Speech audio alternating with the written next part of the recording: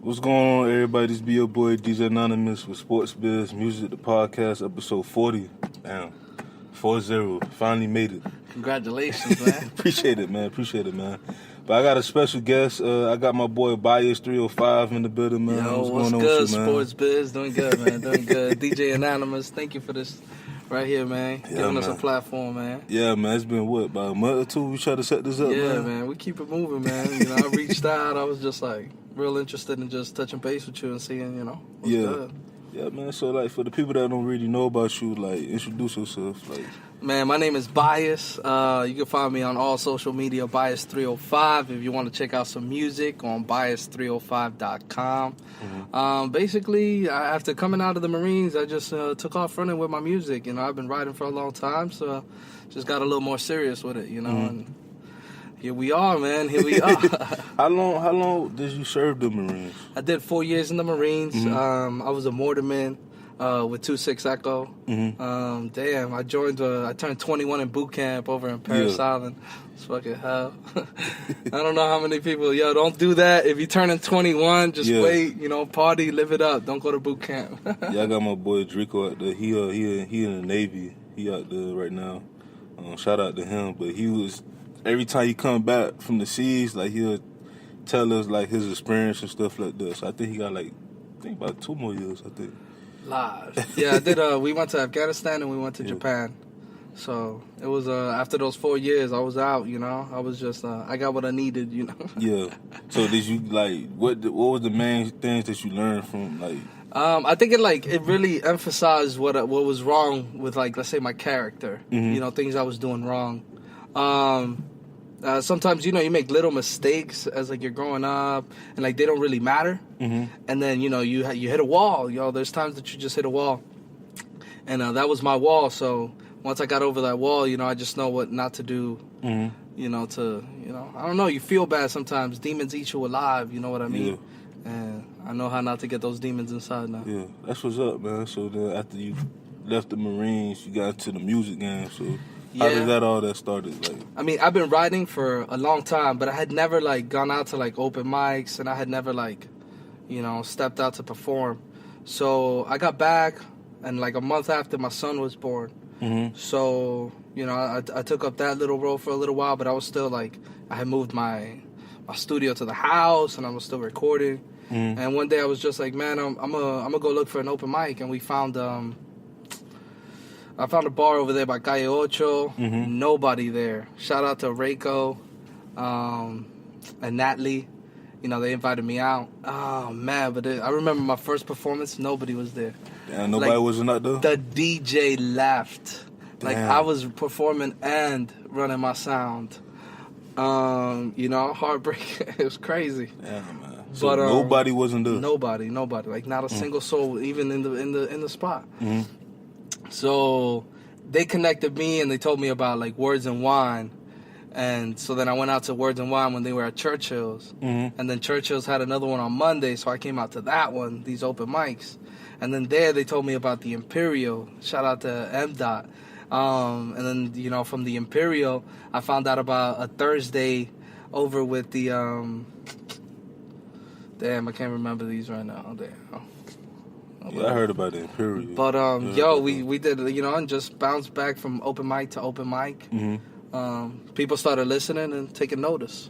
Yeah, that's what's up, man. Because one thing that I always talk about, especially with artists, is that, you may not have, the fame or whatnot, but if you have, a cult following, which I know you have a cult following, that's what all that matters, because that's the fans that's going to take you to the next level.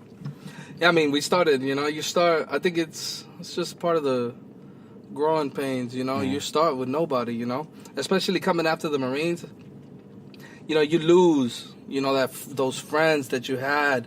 And I was already, when I got out of the Marines, I was 24. Mm-hmm. So, the people that I did know, most of them wasn't trying to, go out and, just do an open mic, Mm-hmm. People was working or moving out to college or having kids already. Mm-hmm. So, I really started from the ground with to build these people who now they recognize me or they take notice or they come out to the shows and stuff. So Mm-hmm. it's been a cool process. That's what's fun, up. man. I'm ready to see what's coming next. So, like, have you had, like, any other, like, challenges, like, you know, people doubting you? Yeah, man. I mean, you know how it is, like, Mm-hmm. and it's also just the support. You know, it's hard to get on certain platforms if you know, if you don't have, like, let's say, certain following. If your numbers ain't at a certain point, so it's kind of hard to get that acknowledgement. It's either that or pay, and it's not like we fucking balling out here. Most of the money goes to music videos, studio time, buying beats, doing the rights. Like, I'm broke. We broke. You know, you do have money. Like, I have to do 2 jobs just to, like, maintain my bills and fucking continue the music. Plus investing in equipment, like. You know, so I think that's just balancing all that shit out is one of the challenges I'm facing. I see you be grinding, though. You be going to different cities and stuff like that to perform. Like, yeah, man, I remember the first time I went to Texas, and, like, you know, I'm telling you, sometimes you got to take that leap, and it's not going to work out, but just keep doing it. Because I went out to Texas, and, you know, I paid $150 to get on the ticket, like, on the bill. Damn. And when I got there, the show was canceled, supposedly. I know I got scammed. You know, I know I got played. But I was already there, you know, and that's not just the half. The half is the 150 plus the plane ticket, plus the hotel, plus getting around in the city, plus you gotta eat. You know, so I blew a lot of money. You know, plus, you know, your extracurricular activities.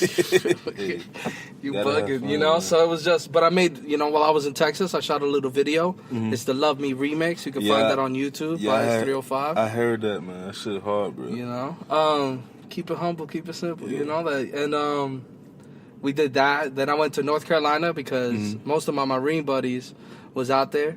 So I called, you know, I just called the city. I looked up on Google different venues out there that would do it. I called them. Oh, we don't do that. One of them did do it. I pulled up. There was nobody in there. It was outside. But I brought like 10 people with me just in North Carolina. And the people walking around downtown, when I started performing, the people that was walking around, they just started gathering around. So that was an amazing feeling. That was great. And then we went up to Cleveland because we're doing like different shows with Flux Network. Yeah. And we were setting somebody up. But I didn't get to perform anywhere in Cleveland. I was looking for like open mics and stuff, but I didn't get to perform anywhere. I want to. Yeah, so pretty much each city. It was Chicago, my bad, not Cleveland. Shout out to Cleveland and Chicago. So pretty much each city that you go to, you always try to find like open mics. Yeah, I mean, I think like my main goal right now is to do a Florida tour. Yeah. But yeah, every city that I go out to is I try to find somewhere, perform somewhere, get my name known, you know, spread the word. I'm out here. So you've been writing for about, you say you've been writing before you even was in the Marines and all that stuff, right? Yeah, I had a neighbor come through once when I was like 11, 12 years old. He came through with a song, and he wanted me to spit the second verse. And ever since that, you know, I took off with that. And started rapping. They used to call me Lil Taz. So who was like your influences like growing up, like artists? I could tell you one of the most memorable times I had was when I heard Big Pun Punish Me.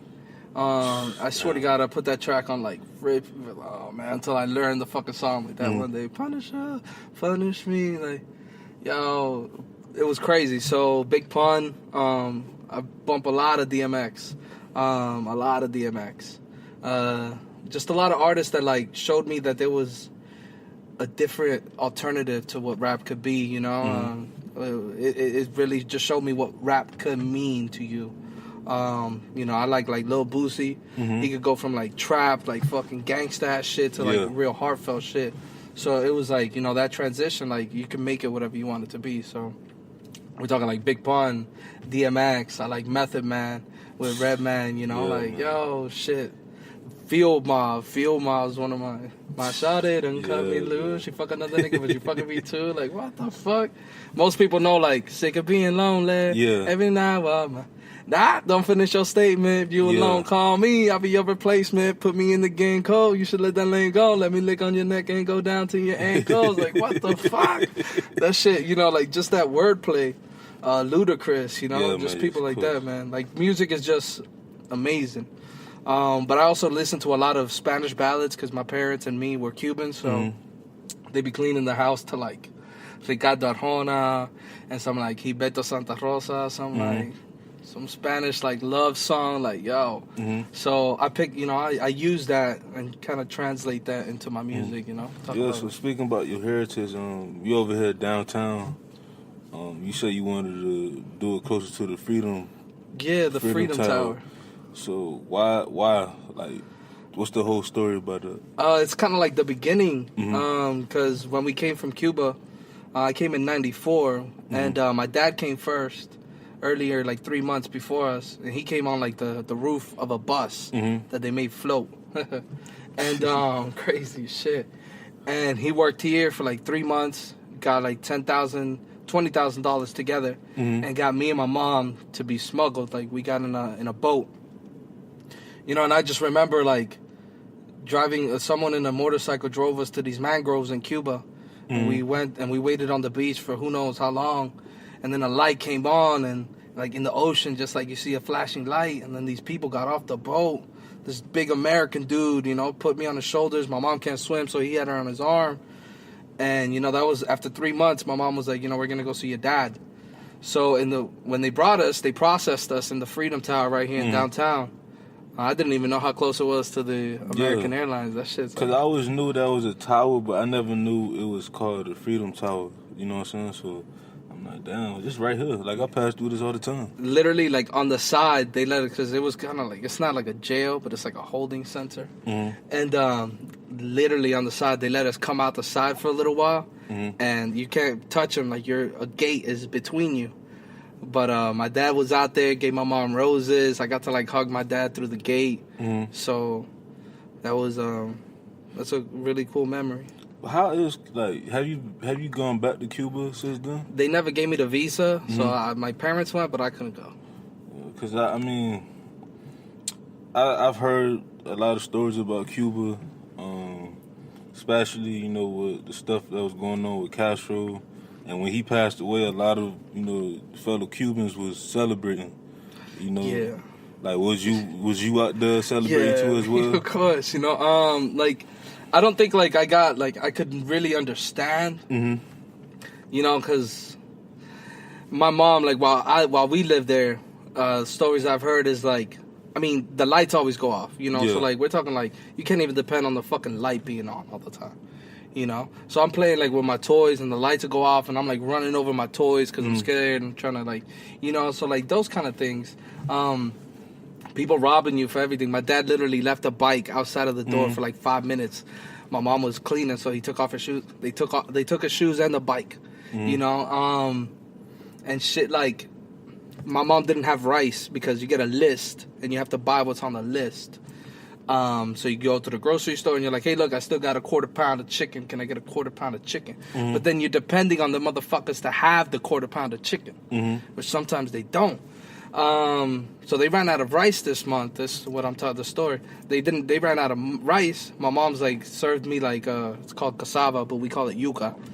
Oh, the yuca, that's the Dominicans. Wow. Yeah, I love it. Boy. Yo. Shout out to my fiance and her family. They Dominicans. When I first ate the yuca, I'm like, bro, this shit tastes so good, bro. Yo, I'll tell you. It's like Trinidad got the dumplings. Yeah, man. Bro, like the fucking the yuca. Fuck. But we only had yuca. That's like all she cooked. And, that's all we had. So she gave me that for lunch. And about like an hour later, I'm like 3 years old, And an hour later, I'm like, yo, hey, mom, what's lunch? I'm hungry.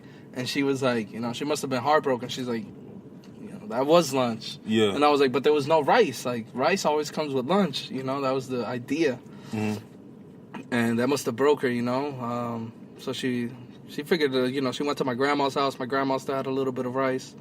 But, those days, it must have happened a lot where they didn't eat. Yeah. And I ate, So the desperation to get on a boat and just say, fuck it, risk it all, it's crazy. It's crazy, so. So, like, you can imagine y'all literally, like, went on the boat. Literally on the boat. Coming from, because I think it's, 90 miles from here? Like, how was that as a kid? Like, you really... It was nerve-wracking? It's kind of like you don't have a choice, Yeah. So it's kind of like you just ride, It's like whatever. You don't really think about it. But like, it must have been crazy for my mom. You know, everybody's peeing all